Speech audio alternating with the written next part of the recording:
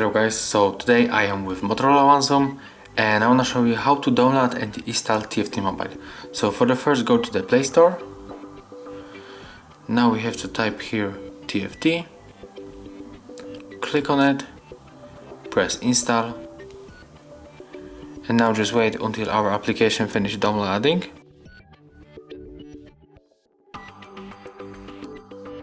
Okay, now it is installing. Click on the open, and as you can see it's my screen, so we have to press on the right account and insert password and username,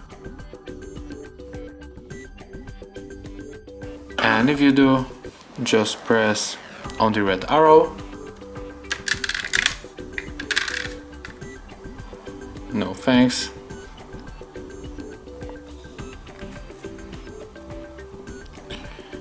Now we have to download available patch.